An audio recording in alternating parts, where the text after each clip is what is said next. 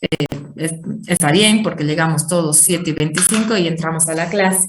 Igual, de todas maneras, como les he dicho en la primera clase, nos vamos a dar tolerancia, no solamente una tolerancia de 5 minutos en todas las clases para que podamos ingresar todos, sino también si alguna vez ustedes, no sé, tienen un choque con algún examen, algo, avísenme, yo no me hago problema, puedo flexibilizar el horario por alguna clase como sucedió hoy, no hay ningún problema.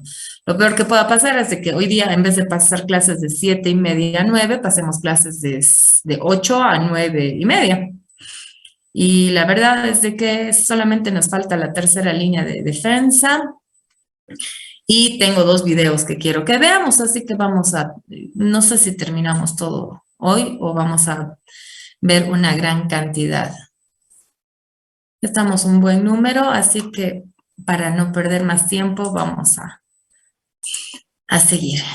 Entonces ayer, en realidad ayer nos hemos atrasado un poquitito porque quería mostrarles yo nuevamente todo lo que eran las células que participaban, las células fagocíticas. Entonces, continuando con el tema, bueno, hasta ayer hemos visto todas las células que participan en la primera y segunda línea de defensa. Bueno, y ahora vamos a continuar con el tema, viendo lo que es el sistema de complemento. El sistema de complemento es un conjunto de proteínas plasmáticas que actúan en cascada. Creo que la parte de práctica o en la anterior clase también ya les expliqué cómo es esta cascada. Justamente se encuentran en fila, no en fila, pero hagamos de cuenta que se encuentran en fila u ordenadas, una detrás de otra, pongámoslo así, en un orden establecido.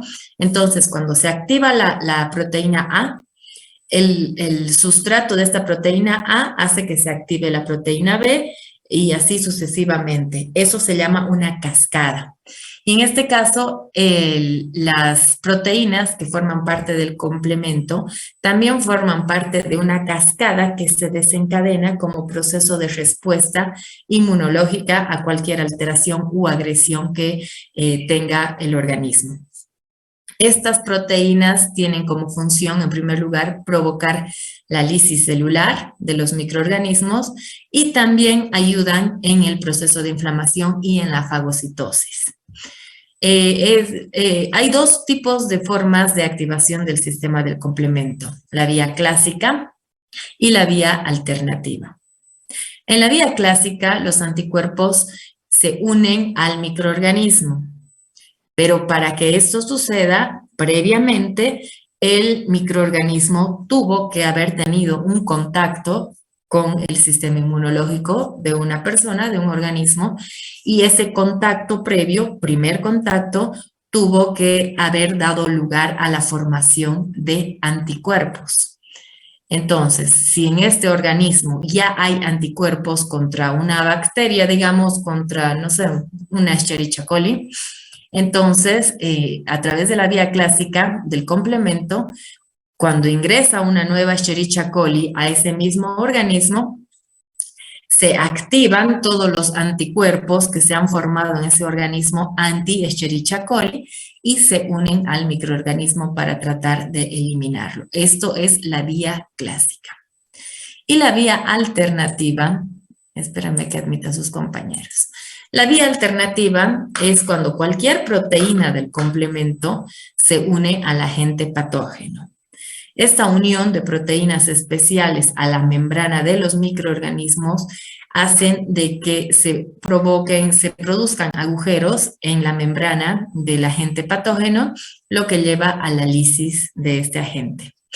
Y otras proteínas se unen al microorganismo funcionando como marcadores y es lo que se denomina la opsonización, que ya lo hemos visto en las clases pasadas. Recordando, opsonización es cuando un grupo de proteínas, en este caso las proteínas del sistema de complemento, se unen a una, de nuevo, demos como ejemplo, se unen a una bacteria y se unen a diferentes receptores de la membrana de esta bacteria y la opsonizan. ¿Esto qué quiere decir?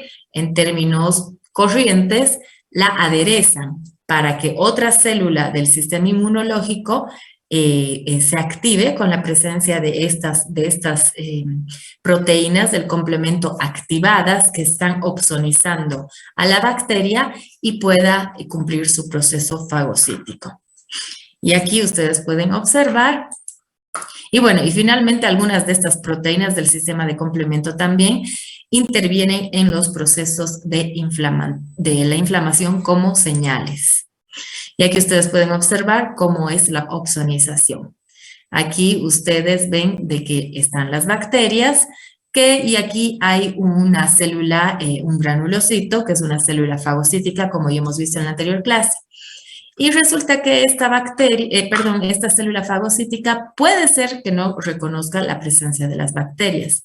Si estas bacterias son opsonizadas por proteínas del sistema de complemento, estas proteínas del complemento van a hacer de que los receptores presentes en la membrana de la célula fagocítica sean capaces de unirse a estas proteínas que han formado un complejo primariamente con la bacteria y así, de esta manera, sean capaces de fagocitar la bacteria. Entonces, como les decía, en términos generales, es como una condimentación que se hace a la bacteria previa a su fagocitosis. Entonces, bueno, esto ya hemos visto, lo vamos a pasar rápido, solamente las vamos a nombrar. ¿En qué consiste la fagocitosis? Es un proceso celular que se lo realiza por las células fagocíticas y tiene diferentes momentos. El primer momento es la quimiotaxis, que es el movimiento de la célula fagocítica para acercarse a la bacteria o a la sustancia antigénica que está ocasionando esta respuesta inmunológica. El segundo paso o momento es la adherencia, mientras es un procedimiento de adhesión entre los microorganismos y los fagocitos cuando llega a la zona de agresión. Luego es la ingestión. La ingestión es propiamente la inserción de la bacteria dentro de la célula fagocítica, formándose un fagosoma. Luego viene la digestión, en la cual el fagosoma, como pueden observar aquí, después de que se forma el fagosoma, en la digestión, en el momento de la digestión, intervienen todos estos gránulos citoplasmáticos que pueden observar aquí, que tiene la célula fagocítica, se unen al fagosoma y empiezan a eliminar las enzimas que tienen en su interior dentro del fagosoma para eliminar a la bacteria. Y por último es la eliminación, en la cual los restos del microorganismo y otros desechos que son productos de esta digestión son eliminados al exterior de la célula.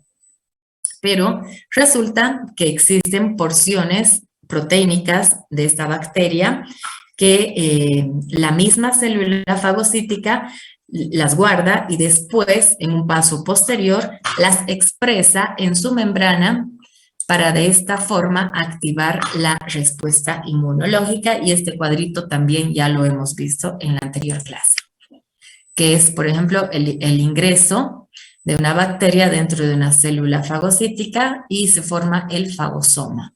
Luego, el fagosoma lo que hace es ser digerido por las enzimas proteolíticas que se encuentran dentro del citoplasma, en los gránulos citoplasmáticos de los fagocitos, y luego los restos de la digestión son eliminados. Bueno, y ahora vamos a hablar acerca de la inflamación.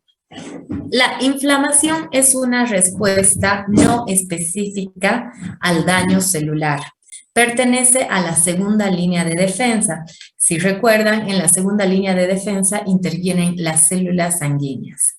Entonces, ¿cuáles son los signos importantes que todo el mundo que conoce la inflamación tiene que tener en cuenta? Cualquier parte o cualquier lesión del organismo que está sufriendo un proceso inflamatorio tiene que tener color, calor, tumor y dolor. ¿Cómo es que suceden todos estos signos? La respuesta inmunitaria innata de los macrófagos incluye la liberación de citoquinas. Entre estas citoquinas está la interleuquina 1 y también el factor de necrosis tumoral alfa.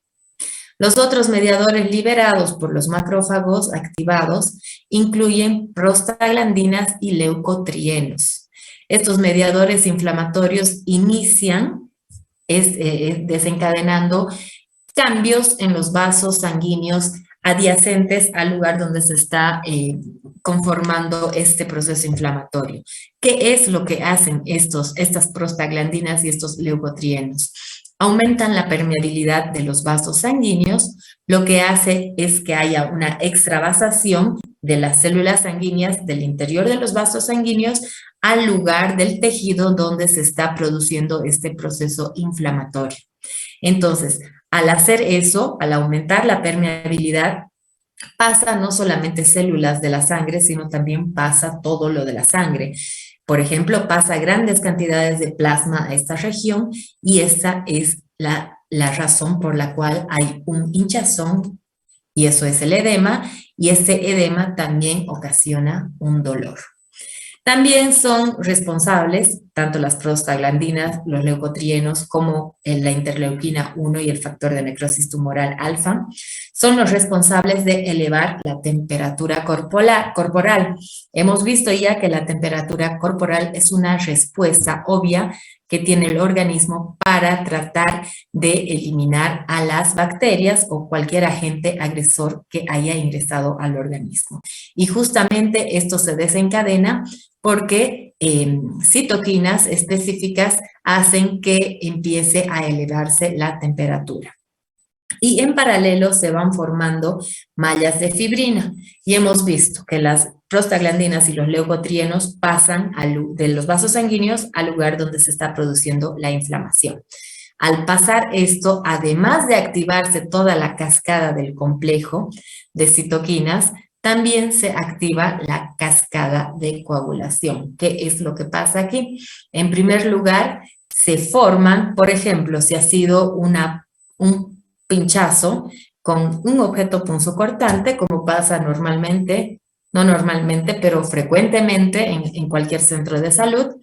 Entonces, supongamos que la persona que está manipulando una jeringa se pinchó con una aguja contaminada con alguna muestra patológica y dentro de esa muestra patológica había un agente agresor, digamos una bacteria. Entonces, en el lugar donde se ha producido este ingreso, la puerta de entrada de estas bacterias que estaban en esta aguja que ingresó al tejido, este lugar tiene que ser sellado.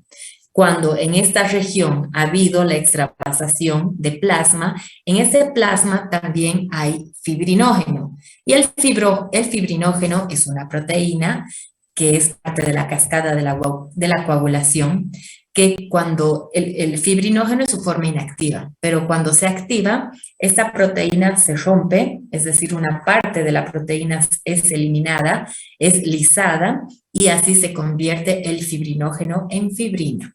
¿Cuál es la función de la fibrina? Formar hilos o mallas de fibrina en el lugar donde se ha producido una puerta de entrada que conjuntamente con las plaquetas forman un tapón para tratar de sellar ese lugar.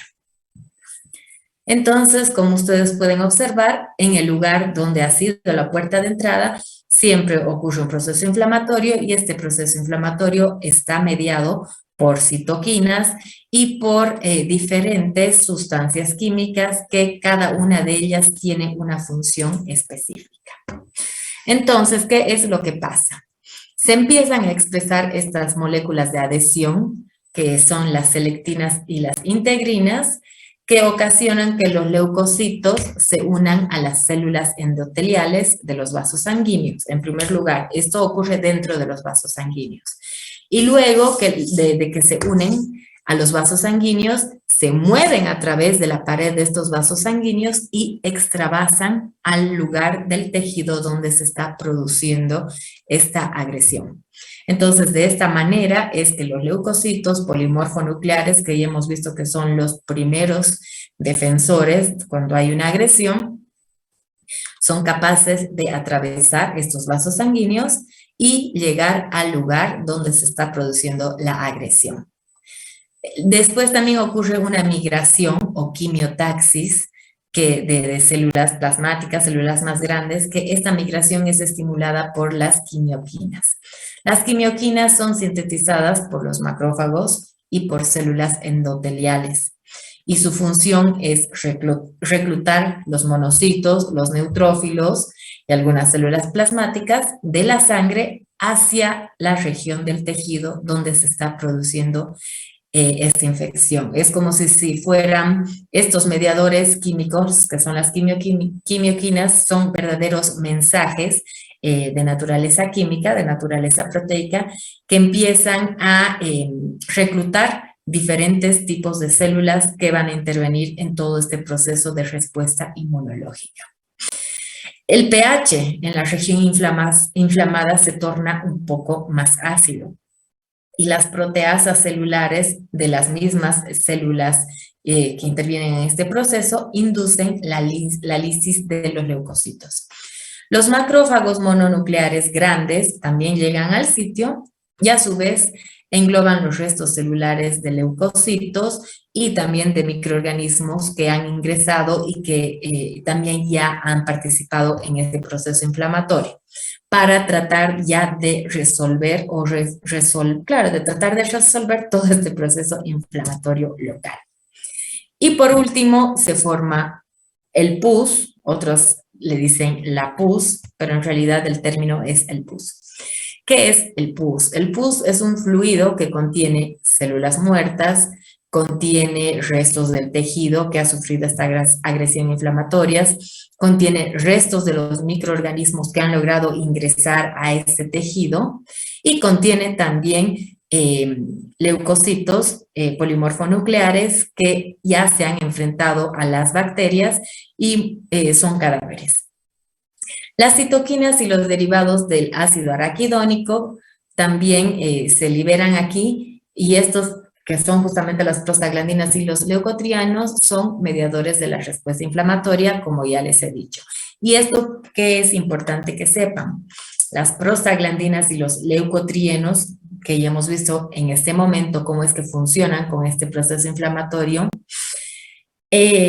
son muy importantes en esta respuesta inflamatoria, porque cuando nosotros tomamos un antiinflamatorio, los fármacos, por ejemplo, los ibuprofenos, los paracetamoles, los clofenax, estos fármacos lo que hacen es inhibir la síntesis de estas prostaglandinas, de las prostaglandinas y también de leucotrienos. ¿Cómo inhiben? Bloqueando la enzima ciclooxigenasa, que es la que activa a estas citoquinas. Entonces, aquí al actuar los fármacos, aquí es donde actúan los fármacos antiinflamatorios y es por eso de que ceden por cierto momento, determinado momento, disminuye el proceso inflamatorio.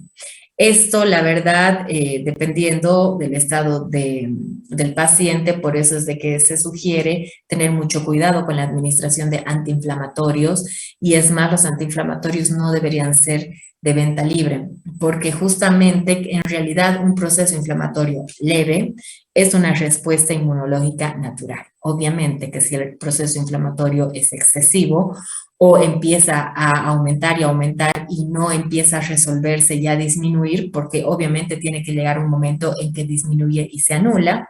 En estos casos sí es necesario acudir a los fármacos que inhiban la síntesis de prostaglandinas o cuando el dolor es muy fuerte.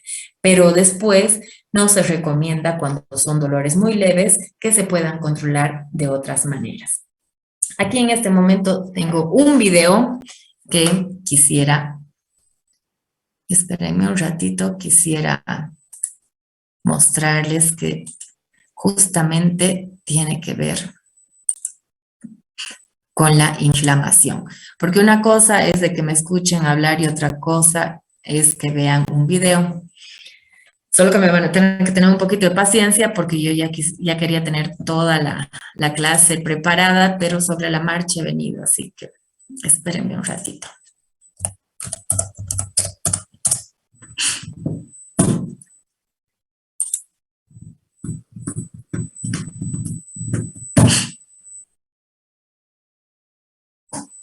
Ah,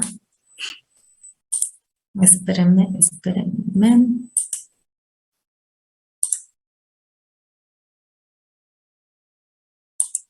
Microbiología.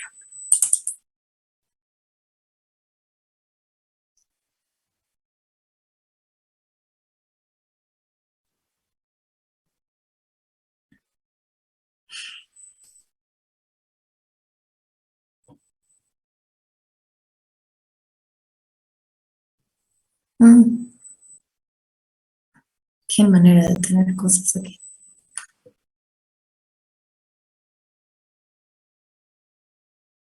Aquí está. Bueno,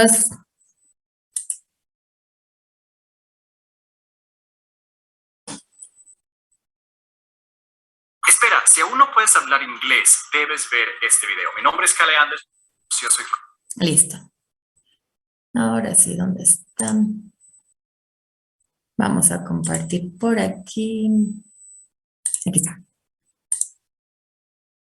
Bien, vamos a ver, es un video pequeñito. Coach de inglés para millones de latinos online. Soy de Suecia.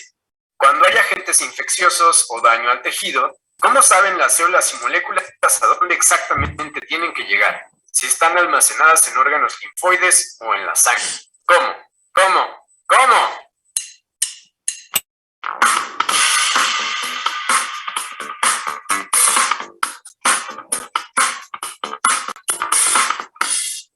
A la migración de células hacia el sitio de infección o daño se le conoce como respuesta inflamatoria. Es una secuencia de eventos de la respuesta inmune innata que tiene como objetivo concentrar células y moléculas en el sitio para eliminar a los microorganismos y reparar el tejido dañado. Es vital que esta sea una respuesta rápida porque los microorganismos se dividen muy rápidamente o porque el tejido dañado puede ser peligroso. Además, es importante porque favorece y vincula con la respuesta inmune adquirida. La respuesta viene acompañada de puntos cardinales que se pueden identificar fácilmente: rubor, calor, tumor, dolor y pérdida de la función. Los explicaré conforme avance el proceso. La inmunidad innata tiene diferentes componentes que impiden o retrasan la entrada de patógenos. Así que la respuesta inflamatoria comenzará cuando estos se vean superados. En las vías de entrada y tejidos se encuentran las células centinela, mastocitos, macrófagos y células dendríticas que se encargan de vigilar. Cuando no hay de qué preocuparse, se ocupan de labores homeostáticas. Pero si detectan patógenos o daño, son las encargadas de mandar la alarma e iniciar la respuesta inflamatoria. La identificación de agentes infecciosos es mediante los patrones moleculares asociados a patógenos, es decir, estructuras altamente conservadas en los microorganismos, entre las que tenemos a las paredes celulares, el lipopolisacárido, la quitina y las secuencias repetidas de ácidos nucleicos. Para las moléculas que cambian más rápido, los antígenos, el sistema inmunológico cuenta con los receptores de linfocitos, que son parte de la inmunidad adquirida. Cuando se trata de identificar células alteradas o muertas, las células centinela reconocen patrones moleculares asociados a daño. Estos son componentes propios que usualmente no están expuestos en las células sanas. Por ejemplo, cuando una célula se lesiona o muere, hay moléculas de superficie o que son liberadas que se interpretan como señales de que algo malo está sucediendo. Estos diferentes patrones son identificados por los receptores reconocedores de las células centinela. Ejemplos de estos son los tipo TOL, lectinas y depuradores que reconocen en la superficie celular, mientras que otros tipo TOL, los NOD y los RIG, reconocen intracelularmente. El reconocimiento inicia una cascada de señalización intracelular que llega hasta el factor nuclear kappa B, lo que provoca la transcripción de genes para funciones específicas de cada célula. Los mastocitos mandan la señal de alarma en forma de histamina y serotonina liberándola de sus gránulos. Tienen un efecto vasodilatador. Los vasos sanguíneos incrementan su diámetro, hay mayor flujo sanguíneo y las células del endotelio vascular se separan un poco. Debido a esto tenemos el punto cardinal rubor, esa coloración rojiza en el sitio. Otras moléculas con efecto vasoactivo son la bradicinina y los leucotrienos. Además de estas moléculas, la centinela producen citocinas proinflamatorias como el factor de necrosis tumoral, interleucina 1 e interleucina 6. En conjunto generan diversos efectos sobre las células, como el incremento en la expresión de moléculas de adhesión en leucocitos y células del endotelio. Esto es para ayudar que los leucocitos puedan salir de los vasos sanguíneos hacia los tejidos. El aumento de la capacidad fagocítica y del estallido respiratorio. Esto es para que neutrófilos, macrófagos y células dendríticas puedan destruir a los microorganismos en su interior. Además está el favorecimiento del procesamiento y presentación de antígenos. Esto es para que se pueda vincular la inmunidad innata con la adquirida, activando los linfocitos T. También tienen efectos sobre órganos y tejidos. Cuando llegan al hígado se incrementa la producción de proteínas de fase aguda, como el complemento y lectinas que opsonizan y destruyen a los microorganismos. En la médula ósea se incrementa la hematopoiesis y la maduración de linfocitos B, mientras que en el timo la maduración de linfocitos T. Esta maduración de linfocitos prepara la respuesta inmune adquirida. En el cerebro hacen que se incremente la temperatura corporal, es decir, fiebre, y también se producen otros signos como anorexia y somnolencia. Hablando de temperatura, con el incremento del flujo sanguíneo y la llegada de moléculas y células es que hay más reacciones químicas que incrementan la temperatura local, lo que produce el punto cardinal de calor. La duración e intensidad de la respuesta inflamatoria depende del caso. No es la misma para una cortadura por una hoja de papel que la infección por un patógeno en un tejido o en varios tejidos o por un traumatismo severo. Volviendo con las citocinas. La centinela también producen un tipo particular que controla la migración de células por atracción química, las quimiosinas. Los leucocitos tienen receptores que las detectan y se dirigen hacia el sitio en donde hay una mayor concentración. Con la vasodilatación salen las proteínas del complemento que conforme se van activando generan C3A y C5A que son quimiotácticos. Los péptidos de formilmetionina son liberados por los macrófagos como resultado de la destrucción de las bacterias. Estos también son quimiotácticos. Entonces, los leucocitos están dentro de los vasos sanguíneos y tienen que llegar al sitio de infección guiados por las quimiosinas. Pero ¿cómo hacen para salir de la sangre si está bombeando fuertemente? Para esto es el proceso de extravasación. Por la acción de citocinas proinflamatorias hay más moléculas de adhesión. Las primeras son las lectinas, tanto en el endotelio vascular como en los leucocitos. Hay una mayor concentración de estas conforme se acercan al sitio de inflamación, con lo que los leucocitos comienzan a pegarse poco a poco y pierden velocidad. A esto se le llama rodamiento. Durante este proceso también participan las plaquetas. Los neutrófilos liberan al factor de activación plaquetaria, lo cual aumenta la adherencia. El contacto generado estimula a las células a una mayor expresión de moléculas de adhesión. Ahora las integrinas. Sobre las del endotelio vascular se unen las quimiosinas para que con la unión con las otras integrinas haya una unión de mayor afinidad y se dé la activación. La unión de todas estas moléculas dan como resultado la adhesión firme. Las células se detienen por completo sin importar la fuerza de arrastre del bombeo sanguíneo. Una vez completamente detenidas, pueden empezar a salir aplastándose entre las células del endotelio o a través de ellas. A esto se le llama diapédesis. Las primeras células en llegar son los neutrófilos, lo que indica una inflamación aguda. Posteriormente llegan los monocitos que se convierten en macrófagos y esto señala una inflamación crónica. La salida de líquido, moléculas y células de la sangre a los tejidos hacen que el sitio incremente en volumen, resultando el punto cardinal tumor. Con esto también se genera presión sobre las terminaciones nerviosas cercanas, provocando el punto cardinal dolor. Pero también existe otro mecanismo que genera dolor. Las membranas de las células contienen lípidos.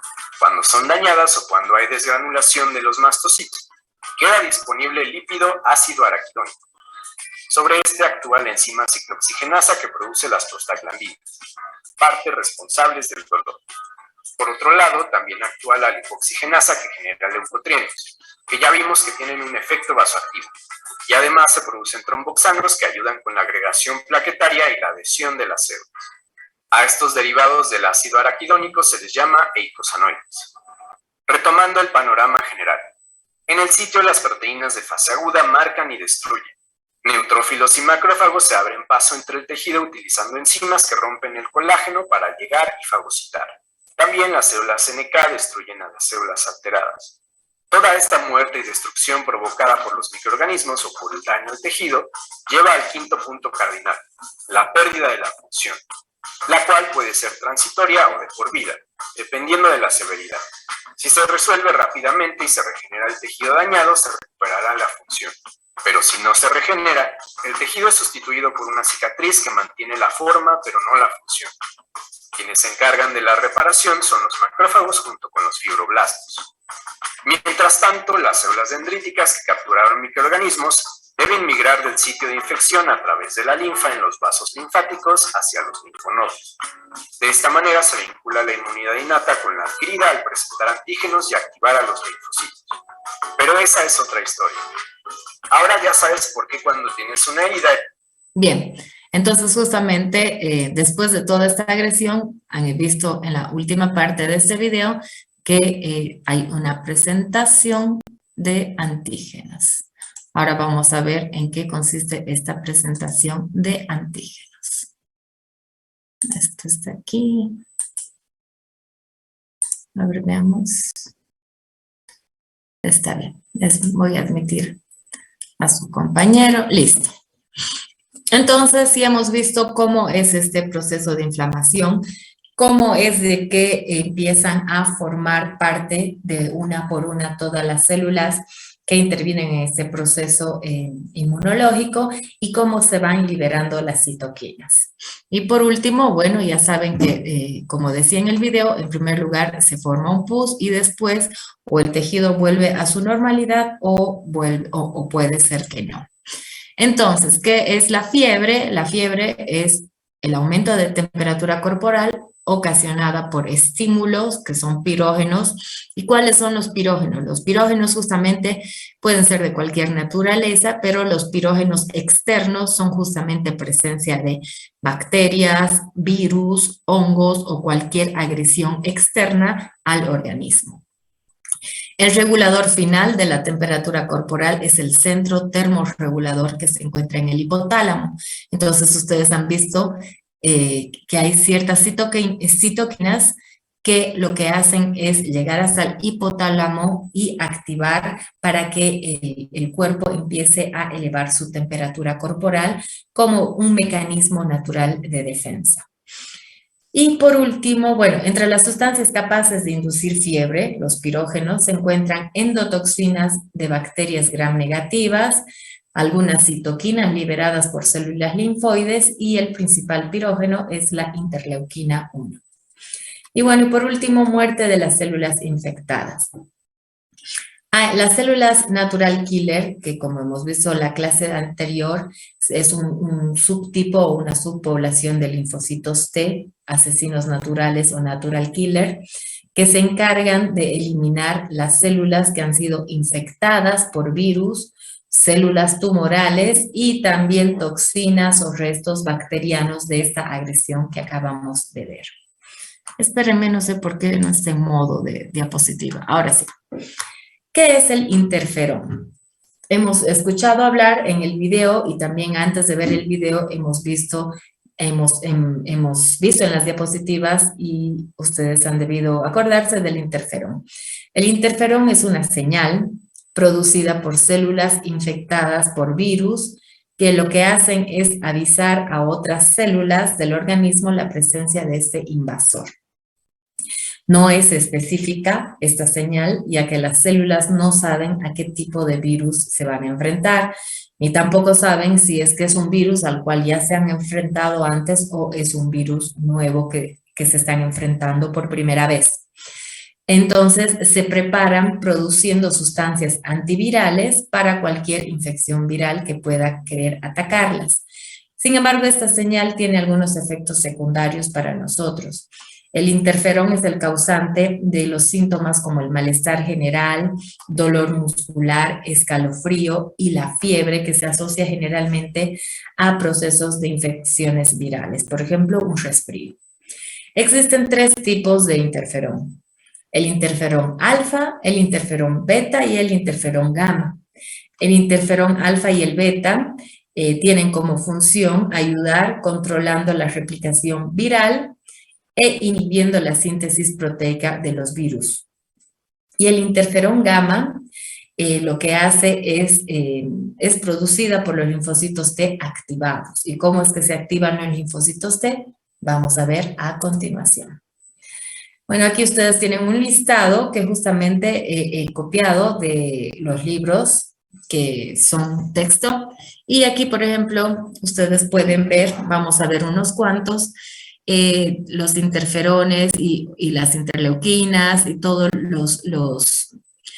las quimioquinas y todas las señales que intervienen y que forman parte de estos procesos inmunológicos. Por ejemplo, el interferón alfa y el interferón beta son producidos en leucocitos, en fibroblastos y otras células. ¿Para qué sirven? Estos interferones sirven para avisar a otras células la presencia de células infectadas por virus, células tumorales y, bueno, también activan a los linfocitos natural killer. ¿Cuál es la función de estos interferones alfa y beta? Inducción del estado antivírico, activación de los linfocitos natural killer, aumento de la inmunidad celular. En cuanto a la interleuquina 1 alfa y la interleuquina 1 beta, estos son producidos en macrófagos, fibroblastos, células epiteliales, células endoteliales. ¿Y cuál es el objetivo de estos? Es activar a los linfocitos T, también a los linfocitos B, también actúan sobre los polimorfonucleares, el sistema nervioso central y el hígado. ¿Cuál es su función? Muchas acciones que en la respuesta inflamatoria, como hemos visto en el video. Por ejemplo, la interleuquina 6 también es producida por macrófagos, linfocitos T y linfocitos B, también fibroblastos, células epiteliales y células endoteliales. Estos son producidos para actuar sobre linfocitos T, linfocitos B y hepatocitos. ¿Para qué? Para estimular la respuesta inflamatoria y de fase aguda. También estimulan el crecimiento y desarrollo de los linfocitos T y también de los linfocitos B. Y así sucesivamente ustedes pueden ir viendo los diferentes tipos de señales químicas que se desencadenan en cualquier proceso inflamatorio. Por ejemplo, aquí tenemos el factor de necrosis tumoral beta, que es producido por los linfocitos T helper CD4. El objetivo principal es actuar sobre polimorfonucleares y también sobre tumores, y su función es producir la linfotoxina. Por tanto, esta produce la muerte tumoral y activación de los polimorfonucleares y activación de las células del endotelio. Entonces, aquí ustedes pueden ver este cuadrito, lo tienen en su libro.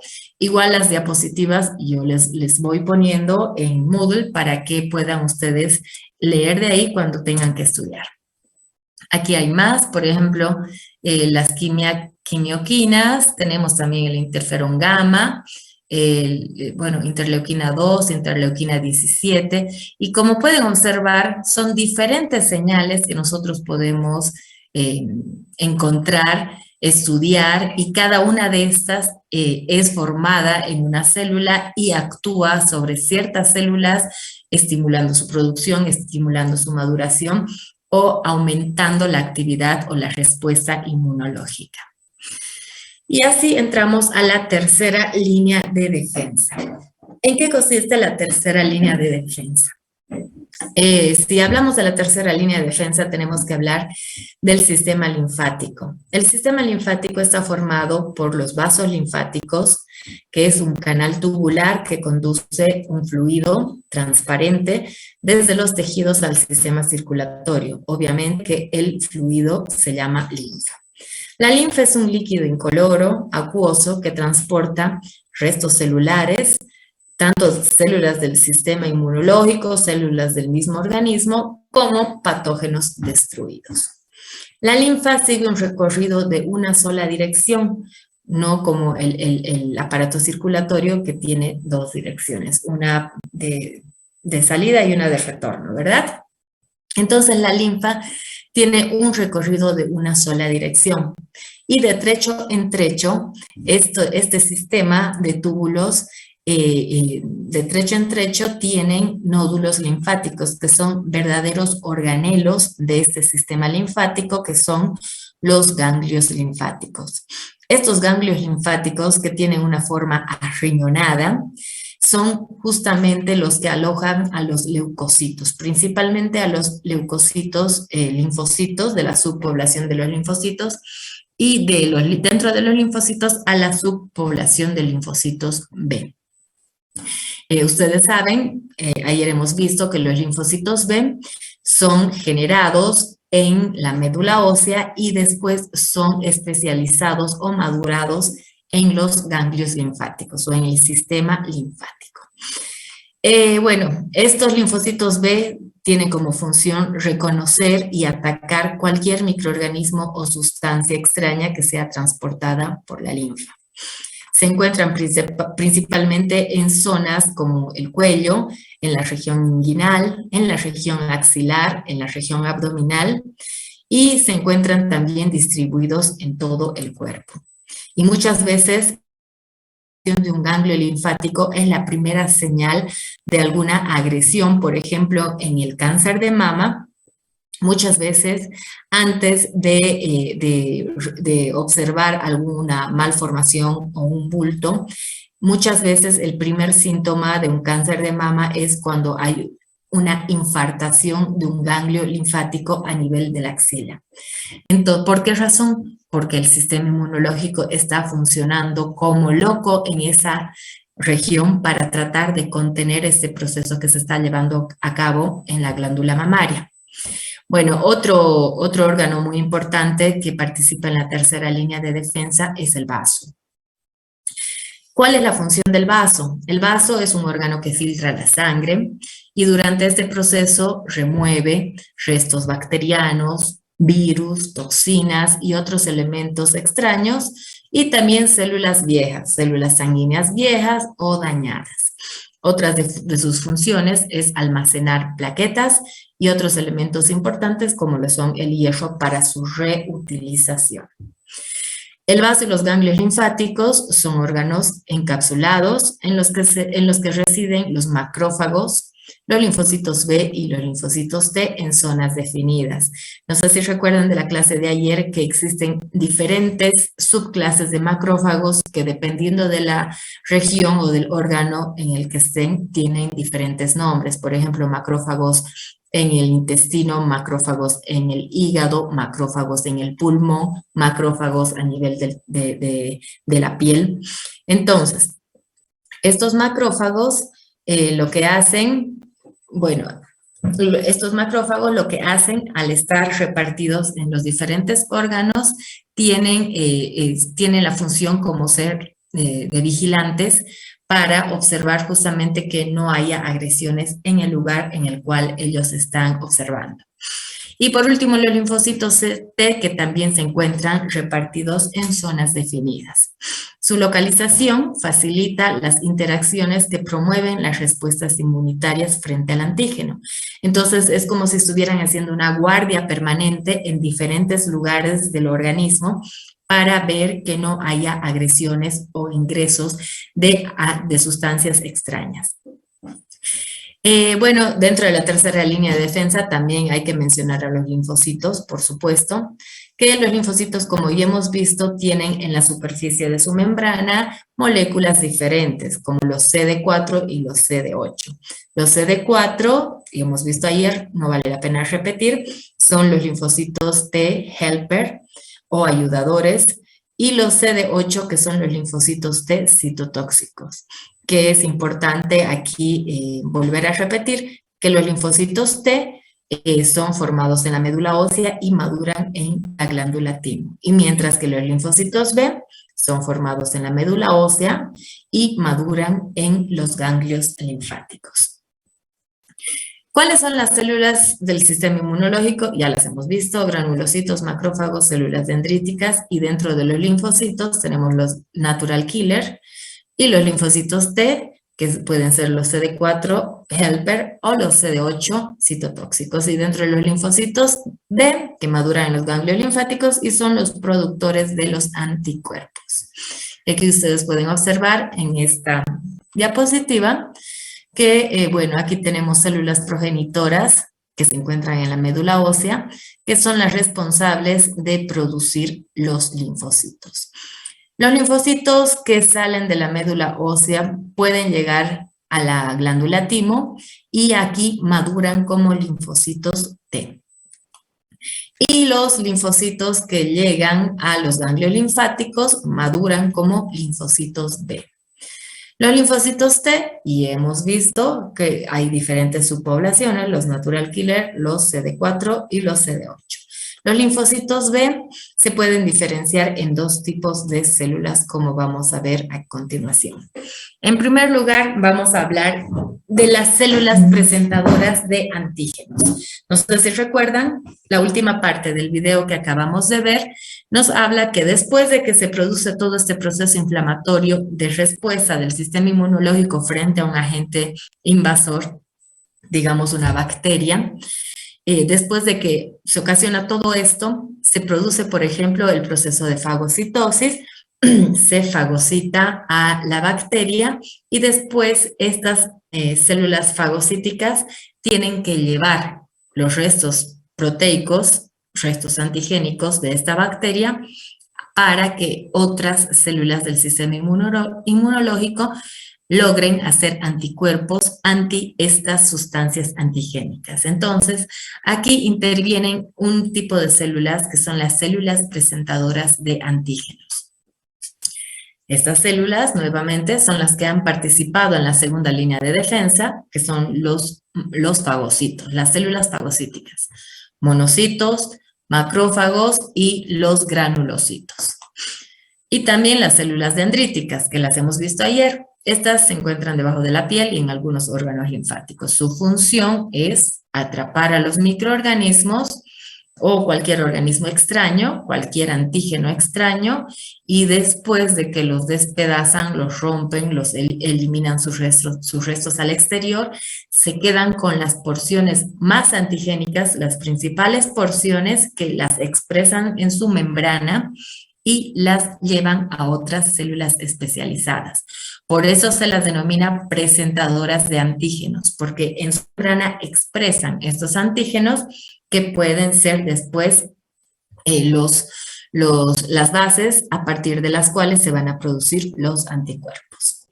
Se localizan principalmente en las puertas de entrada del organismo y forman parte del proceso de inflamación del que participa la segunda línea, que ya hemos visto. Aquí también es importante hablar del complejo mayor de histocompatibilidad, que son moléculas que se unen a antígenos peptídicos y los presentan a los linfocitos T.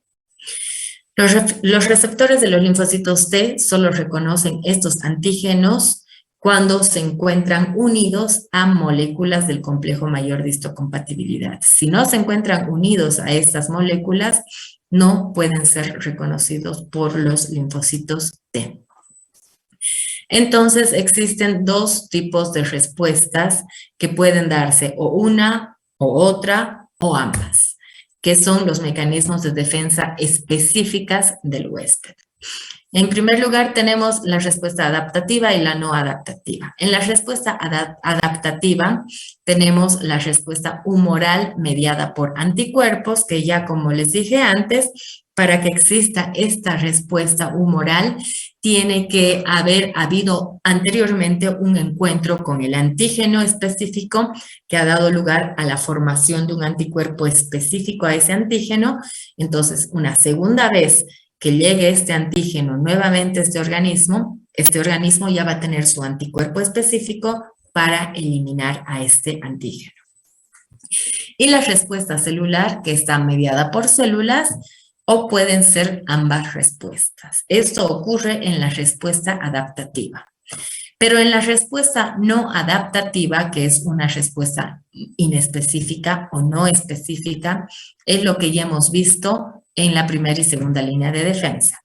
La bacteria que se une a los fagocitos y después se forman las células presentadoras del antígeno, que estas unidas a las proteínas del complejo mayor de histocompatibilidad se unen en complejos, las moléculas del complejo mayor con estos antígenos y de esta manera presentan este antígeno a los linfocitos T. Estos linfocitos T producen citoquinas que estimulan la producción de más linfocitos y de aquí se pueden seguir dos vías. En primer lugar, tenemos, la respuesta humoral, para hablar un poco, de la respuesta humoral, que es la respuesta mediada por anticuerpos.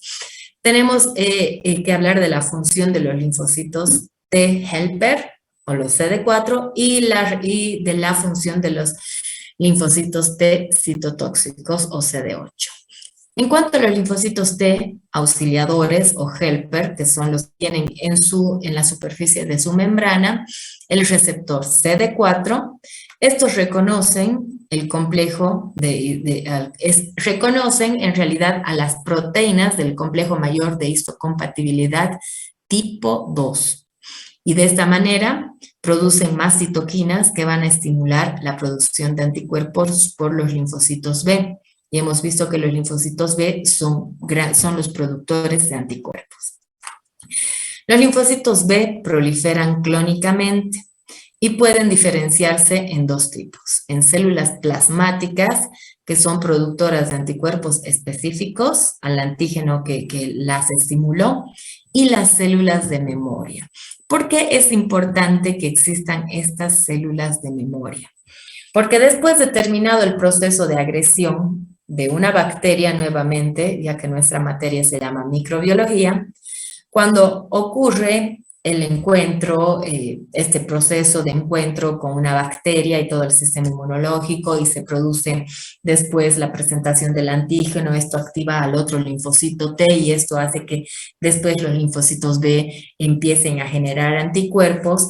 Estos linfocitos B se tienen que guardar, digamos que la receta en la que se encuentra, se tiene que guardar la receta en la que se encuentra la síntesis del anticuerpo específico anti el antígeno que le dio origen.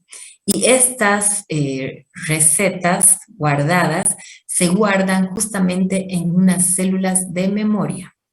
Estas se quedan en el organismo y cuando en una segunda o en una tercera ocasión o en las veces que quieran vuelve a ingresar nuevamente un antígeno, ese mismo antígeno se estimula la producción de anticuerpos y son aquí las células de memoria las que participan.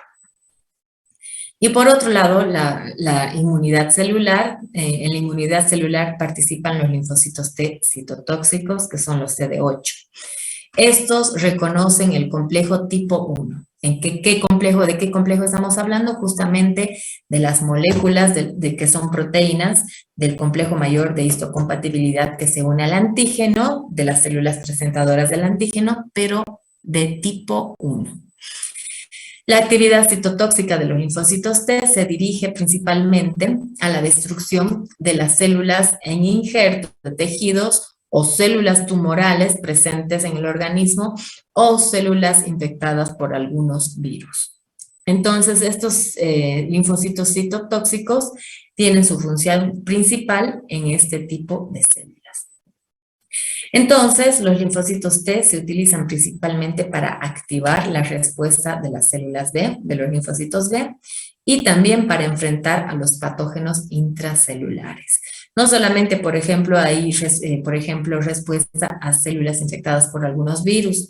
También tenemos que tener en cuenta, no nos olvidemos que hay muchas bacterias que son intracelulares, que justamente ingresan y se reproducen en el interior de una célula de nuestro cuerpo, no solamente para parasitarla, sino porque dentro de esta célula se encuentran como que resguardados de la respuesta inmunológica. Y bueno, y aquí ustedes pueden observar la cantidad de receptores que nosotros podemos observar en las dos poblaciones de los linfocitos que tenemos. En los linfocitos T, que tenemos todas estas, y en los linfocitos B, que tenemos todas estas. Nosotros estamos hablando aquí solamente de los CD4, los helper, y los CD8, los citotóxicos, pero en realidad existen receptores en los linfocitos T que tienen un sinnúmero de receptores y cada uno de estos tiene una función específica. Lo mismo pasa en los linfocitos B. Entonces, volviendo a lo que es la respuesta celular, ¿cómo es que pasa con la respuesta? ¿Cómo es que ocurre esta respuesta celular? Hemos visto que la respuesta humoral está mediada por anticuerpos y la respuesta celular vamos a ver aquí nuevamente. Entonces, el cuerpo utiliza la respuesta celular para pelear contra patógenos intracelulares y células anormales del organismo. Cuando una célula produce proteínas que son propias de esta célula, muestra en su superficie fragmentos de ella, sin ningún problema. Si un microorganismo extraño, llámese un virus, que es lo más común, digámoslo así, extraño, invade a una célula normal, la célula va a expresar, como cualquier otra célula que ha sido capaz de, por ejemplo, como una célula fagocítica, pero en este caso la célula parasitada por este virus va a expresar también en su superficie proteínas que son propias de, el virus que la está parasitando. Entonces, las células presentadoras de antígenos ubican estas células que tienen en su membrana una proteína anormal y se las presentan a los linfocitos T. Entonces, a partir de aquí estamos viendo dónde nos hemos quedado en el video de inflamación. Se ubican, ¿verdad? Entonces, ¿qué hace el linfocito T? El linfocito T se activa y puede tomar dos caminos una vez que se activa. Se puede convertir en una célula de memoria, que es un linfocito T maduro, que puede ser helper o citotóxico, dependiendo de cuál cuál proteína exprese en su membrana. Si es citotóxico, atacará y eliminará las células que expresen esta proteína extraña. Y si, bueno, eso pasa cuando es citotóxico. Entonces va a eliminar las proteínas de las células que han presentado estas proteínas extrañas. Y para ello puede abrir los poros o agujeros en la superficie de la célula, provocando la lisis de la célula o inducirla a una apoptosis o suicidio celular. Esta función de los linfocitos T citotóxicos se la puede observar, no tengo el video, pero lo voy a buscar, se puede observar en videos cómo es que funcionan, cómo es que atacan los linfocitos T citotóxicos, por ejemplo, a células de tumores malignos. Es importante recordar que si el linfocito T no recibe las señales de las células presentadoras de antígenos, no puede madurar ni activarse. Entonces, es por eso tan importante los pasos previos a esta respuesta celular. Y los pasos previos son los que hemos visto en las dos primeras líneas de defensa y los hemos visto más bonito en el video de inflamación. Entonces, esto pasa en la respuesta celular. Ahora, ¿qué es lo que pasa en la respuesta humoral? Primero se activa el linfocito T y al activarse el linfocito T va a buscar un linfocito B para comunicarle la presencia de un agente extraño en el organismo. Entonces, una vez que encuentra al linfocito B correcto, lo va a activar. Este linfocito B activado puede actuar de dos maneras. Puede transformarse en una célula plasmática, que es un linfocito que se caracteriza por más grande, y esta célula plasmática es productora de grandes cantidades de anticuerpos. O puede convertirse en una célula de memoria, que como ya les he dicho, estas células de memoria reconocen los antígenos que ya estuvieron en el organismo antes y las han activado por primera vez, y bueno, sirven para producir nuevamente una gran cantidad de anticuerpos porque ya tienen la receta de la producción del anticuerpo que en primera instancia se produjo cuando este encuentro por primera vez con esa porción antigénica. Entonces ya saben cuál es la función de los linfocitos B. El linfocito B maduro se puede activar y después de activarse se puede convertir en dos tipos de células. Una célula plasmática, que es una fábrica productora de anticuerpos específicos, o una célula de memoria, que es un linfocito B, que va a guardar la receta para que en agresiones nuevas de ese mismo antígeno ya se tenga la receta y se pueda producir en grandes cantidades. ¿Cuál es la diferencia? La primera respuesta y la primera producción de anticuerpos siempre es más larga. En cambio, cuando vuelve el antígeno a estar en contacto con el sistema inmunológico, porque digamos, vuelve a entrar una bacteria dentro de un organismo, como ya se tiene la receta, la producción de anticuerpos es mayor y la respuesta inmunológica humoral es inmediata, es mucho mayor y es más rápida. Entonces, es importante recordar que cada linfocito puede producir muchos anticuerpos idénticos, que reconocen solo un epítope específico, que estará presente en el antígeno que fue reconocido por primera vez y presentado por las células presentadoras de antígenos. Cada célula plasmática produce miles de anticuerpos por segundo y debido a esta gran actividad de fábrica de anticuerpos que tienen, sobreviven poco tiempo. Mientras que las células de memoria son capaces de vivir muchísimo más tiempo. Entonces, la respuesta primaria es cuando nos encontramos nuevamente por primera vez con un antígeno o con un patógeno. Desde que el antígeno logra atravesar la primera línea de defensa hasta que se produce esta respuesta inmunológica con la producción de anticuerpos, pasa aproximadamente 15 días. Y ese es el tiempo que tardan en aparecer las primeras células de memoria para este antígeno determinado. Y la respuesta secundaria es en el caso de que no fuera la primera vez de que el organismo esté en contacto con ese antígeno, es decir, una segunda o una tercera vez.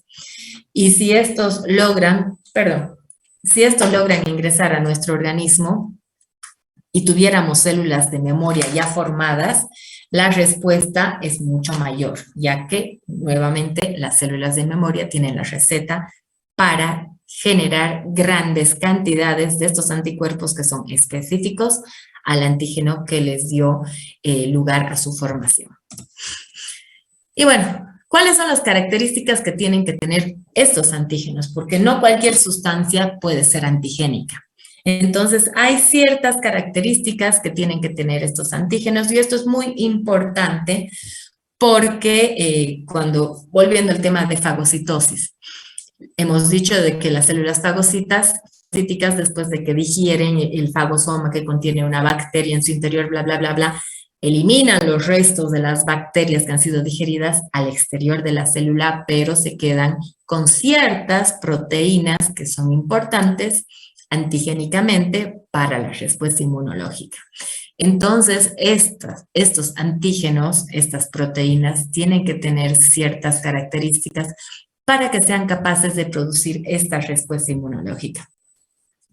En primer lugar, tienen que tener, son sustancias que tienen una inmunogenicidad, es decir, son extrañas. Entonces, son capaces de hacer de que el cuerpo, las células del cuerpo, las células del sistema inmunológico, sean capaces de reconocerlas como extrañas. El tamaño molecular. Los antígenos generalmente son moléculas grandes, son proteínas. Todos los antígenos tienen naturaleza proteínica. Muchas veces son fosfoproteínas, glucoproteínas, lipoproteínas, pero siempre son proteínas. La complejidad química y estructural son proteínas heteropoliméricas, justamente lo que les digo. Si son proteínas formadas solo por proteínas, la respuesta inmunológica es más pequeña, pero cuanto más compleja es la composición y la complejidad estructural de esa molécula, por ejemplo, si es una glucoproteína que está conformada por 5 cuerpos proteínicos que se unen por enlaces, en fin, entonces cuando la estructura de esta proteína es mucho más compleja, la respuesta inmunológica va a ser mayor. La constitución genética del hospedador. Esto es muy importante y tiene que ver directamente con la respuesta inmunológica. Y aquí les doy un ejemplo. Hay muchas personas que son capaces de comer harinas que tienen proteínas. Hay proteínas que son muy grandes, muy difíciles de digerir, pero para una persona inmunocompatible, para una persona que digamos que tiene un sistema inmunológico genéticamente normal, comer estas proteínas, por ejemplo, proteínas presentes en el trigo, no le va a ocasionar ningún problema. Sin embargo, hay muchas personas que tienen fallas genéticas en las cuales son incapaces de sintetizar algunas enzimas proteolíticas cuya función es romper estas proteínas tan complejas que ingresan al organismo, por ejemplo, las proteínas presentes en el trigo, y lo que hacen es producir o provocar una respuesta inmunológica muy agresiva. Incluso hay algunas enfermedades autoinmunes, como es el caso de la celiaquía, que es una enfermedad autoinmune en la cual la persona genéticamente no puede sintetizar estas enzimas, por tanto, no solamente no toleran la presencia de estas proteínas, sino que la presencia de estas proteínas en el interior de su organismo produce todo este sistema y toda esta desencadenación de cosas que hemos visto que producen en la inflamación, la produce a gran escala, es decir, la respuesta inmunológica es tan grande que empieza a producir alteraciones, en el caso de la celiaquía, a nivel del intestino delgado, produciendo a veces alteraciones que son irreversibles en el intestino delgado, comprometiendo la salud de esa persona. Entonces, la constitución genética del hospedador es muy importante saber. Es el caso también, por ejemplo, de personas que tienen alergias. Hay alergias, por ejemplo, los asmáticos, hay otras personas que tienen alergia a la proteína de la leche. En fin, un sinnúmero de personas que tienen diferente tolerancia a la presencia de antígenos. Hay algunas personas que, por ejemplo, no les pasa nada si viven en un ambiente que está lleno de polvo. Y hay otras personas que son mucho más sensibles a la presencia de estos antígenos. Por ejemplo, dentro del polvo hay antígenos que son, por ejemplo, restos de dermatofagoides, por ejemplo.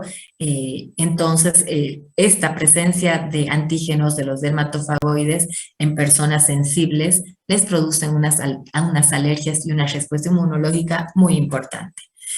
Y bueno, por último, también es importante tener en cuenta en cuanto a los antígenos, la dosificación y la vía de administración de los antígenos.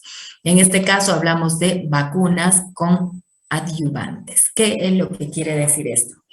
Las vacunas, generalmente, todas las vacunas que nos ponen tienen un coadyuvante. Este coadyuvante generalmente es una sal de mercurio que se la ha relacionado, no sé si en realidad ni siquiera hay estudios certeros que relacionen esto, por ejemplo, con enfermedades neurológicas, pero hay otras personas que sí dicen que sí, la toxicidad del mercurio presente en las vacunas podría ocasionar algo. La verdad, no estoy de acuerdo con esa lógica, pero bueno. ¿Qué son los coadyuvantes? Son sales, generalmente sales de mercurio, que lo que hacen es, en el lugar de inoculación de una vacuna, las vacunas hay de diferentes tipos. Digamos que sea una vacuna que ha sido producida de la manera tradicional, con gérmenes atenuados o con porciones de gérmenes, porciones antigénicas de gérmenes que son capaces de producir una respuesta inmunológica en un organismo. Digamos, y estamos con el ejemplo del COVID. Entonces, nosotros, si nos ponemos la vacuna china, que ha sido producida con este tipo de esta manera, es decir, de la manera adicional, como es entonces con proteínas antigénicas del virus SARS-CoV-2, lo que hicieron es colocar restos antigénicos o restos proteicos del virus con un coadyuvante. El coadyuvante lo que va a hacer es que en el lugar donde se inocula la vacuna, de cualquier caso, en este caso estamos hablando del SARS-CoV-2, la respuesta inmunológica sea mayor en ese lugar y dure más tiempo. Es decir, no se pase rápido, sino de que tenga una duración mayor por el lugar de inoculación. Esto quiere decir que en el lugar donde nosotros hemos inoculado la vacuna se va a producir toda esta respuesta que estamos viendo y la respuesta en cuanto a producción de anticuerpos va a ser más favorable porque este coadyuvante, perdón chicos, este coadyuvante lo que va a hacer es favorecer que estas sustancias antigénicas permanezcan más tiempo en el lugar para producir una mejor respuesta. Por tanto, facilitan el encuentro del antígeno y las células presentadoras del antígeno. Entonces, todos estos puntos son importantes en el momento de ver qué tipo de antígenos van a llegar a un organismo y le van a producir una respuesta inmunológica. Y les doy otro ejemplo, aunque más allá vamos a hablar de los procesos de hipersensibilidad. Cuando nosotros sometemos, por ejemplo, una persona alérgica es sometida a un tratamiento con vacunas para disminuir la respuesta a un alergeno. Cuando está presente este alergeno, lo que se hace es dar dosis de ese alergeno, empezando de una dosis súper pequeñita durante un tiempo y después esa dosis se va aumentando de a poco, de a poco, de a poco, de a poco, de a poco, para que esta persona de a poco llegue a tolerar la presencia de ese antígeno. Por ejemplo, si es un antígeno, si es una persona que tiene asma, por ejemplo, al polvo, y resulta que es una persona que no puede dejar de estar en un lugar donde hay polvo. Ustedes han visto que hay polvo en todo lado.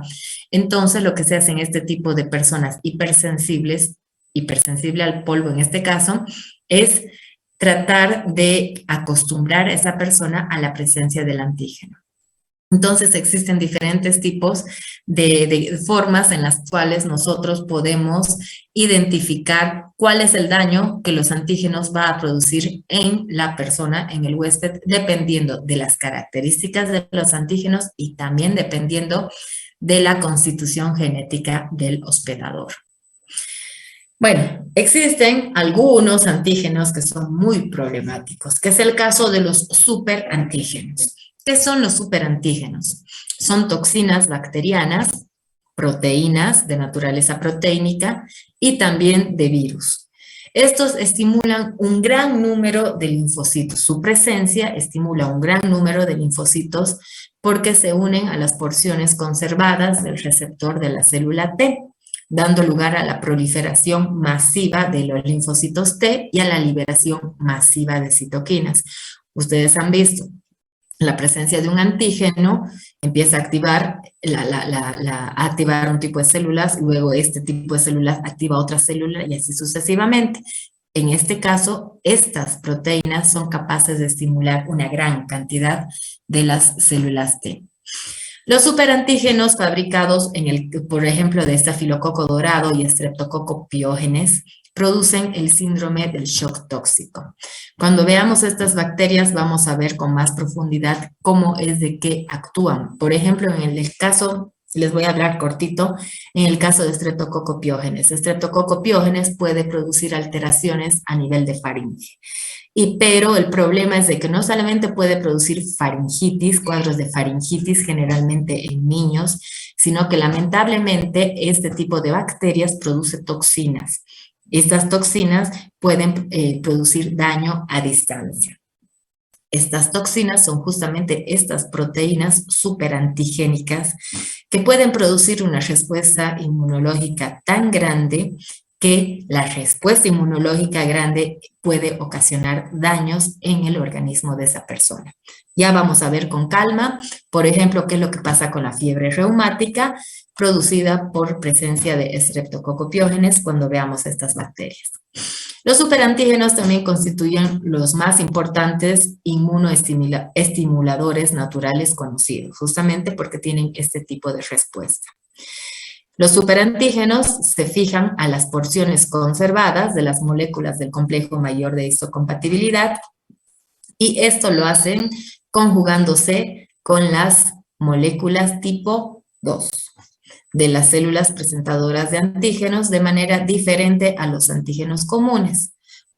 De esta manera, los superantígenos pueden estimular hasta el 20% del total de los linfocitos T del organismo. Por tanto, la respuesta, como ustedes comprenderán, es súper importante Perdón, chicos, es súper importante. Y cuando veamos justamente el shock tóxico producido por estafilococo dorado o por Streptococcus pyogenes, vamos a ver un poquito más en qué consiste, y cuando ya esta persona llega a un shock tóxico, tratar de revertir la situación generalmente es muy complicado. Bien, el estímulo de tantos linfocitos T da lugar a su proliferación masiva y a la liberación de citoquinas, también en gran cantidad. Las concentraciones elevadas de citoquinas pueden dar lugar a un aumento de la permeabilidad capilar y esto ocasiona el shock. Pueden producir vómitos si afectan al sistema nervioso, también pueden producir vómitos cuando afectan al intestino y también pueden presentar, sintomatología cuando afectan al sistema nervioso central. ¿Cómo es la clasificación de los superantígenos? Y acabamos con los superantígenos y después el resto lo dejamos. Ya nos falta poquitito para acabar con la parte de inmunología.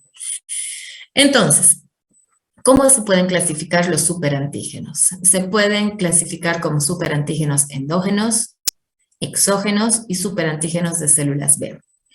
Los superantígenos endógenos son codificados por varios virus integrados dentro de un genoma. Estos destacan los producidos por los virus del tumor mamario en ratón y antígenos asociados a los virus de Epstein-Barr.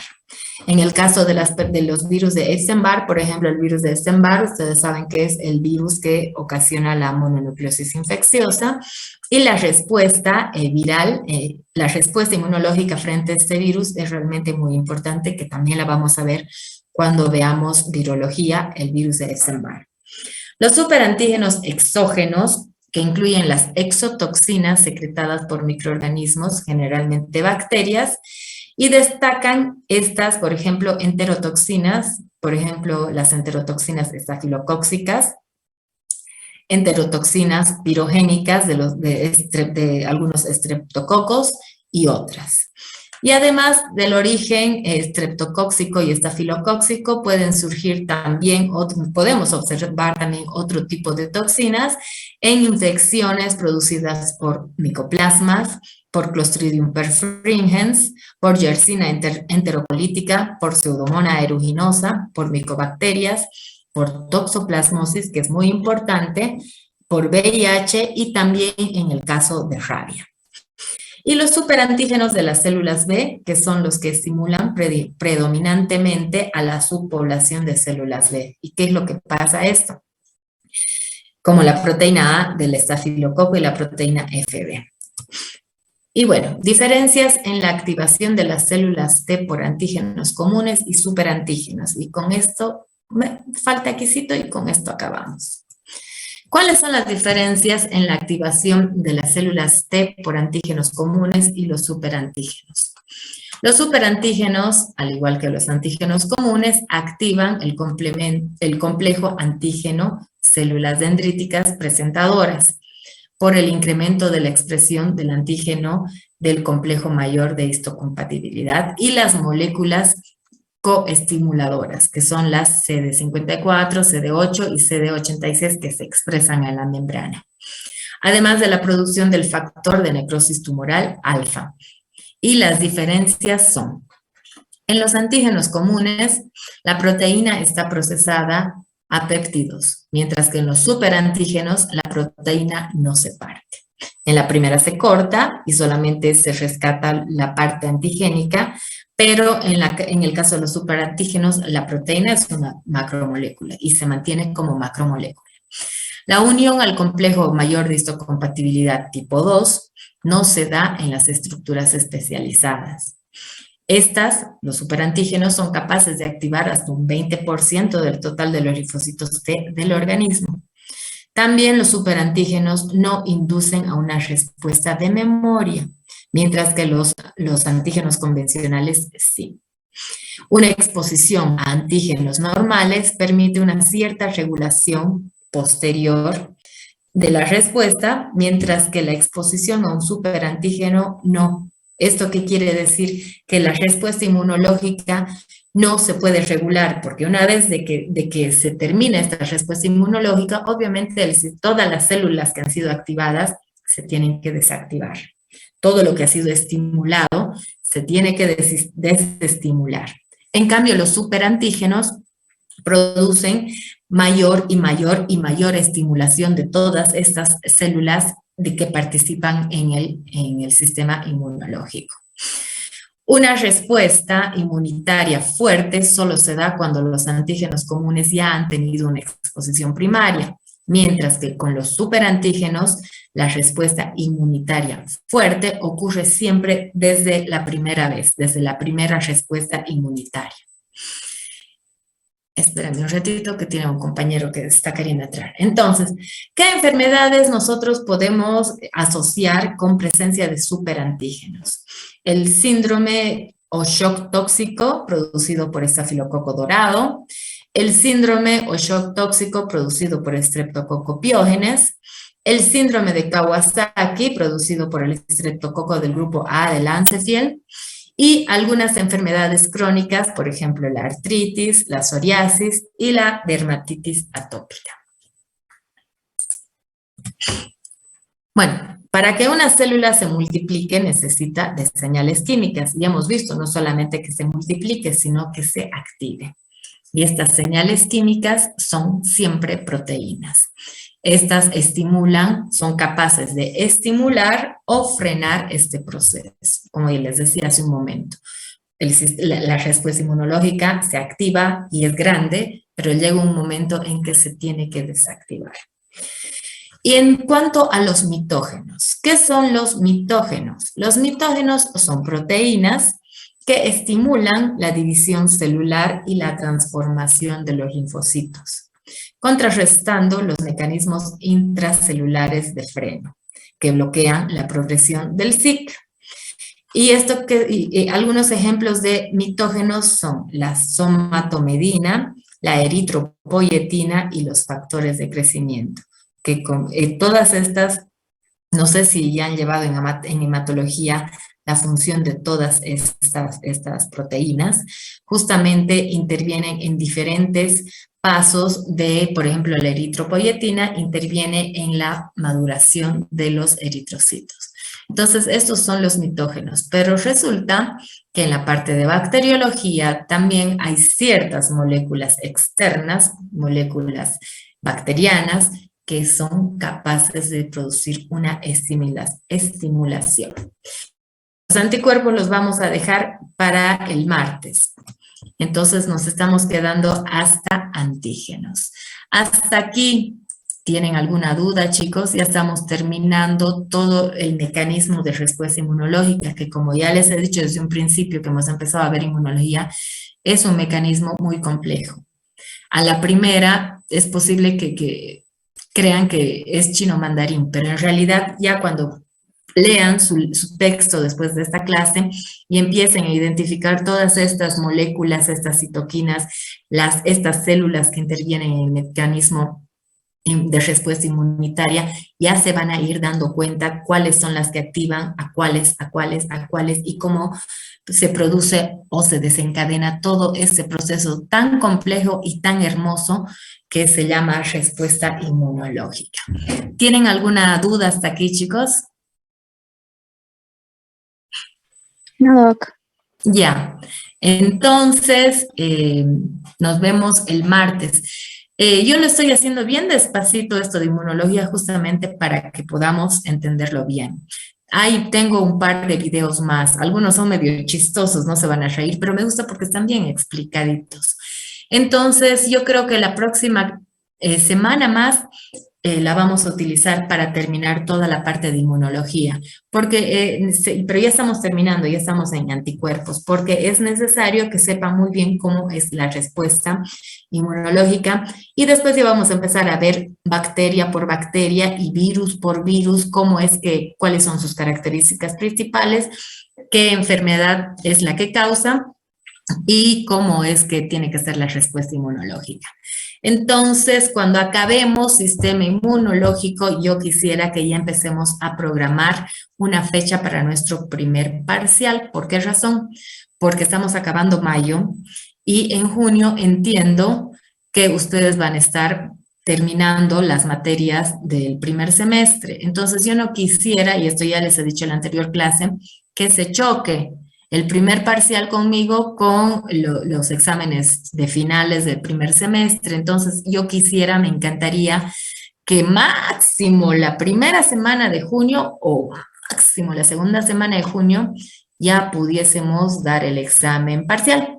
Piénsenla, no me respondan ahora, yo no sé cuáles son sus horarios ni su cronograma de exámenes y ya la próxima clase, el próximo miércoles, ya conversamos acerca de una fecha tentativa para nuestro primer parcial. Bueno, entonces si no tienen ninguna duda más, podemos quedar hasta aquí, nos vemos directamente con los que llevan solamente teoría conmigo el martes y con los que llevan práctica conmigo nos vemos el lunes 7 de la mañana. Espero que esta vez no nos dejen encerrados en la universidad como nos ha pasado el anterior lunes y les voy a mandar la guía de la práctica a más tardar el sábado. ¿Está bien?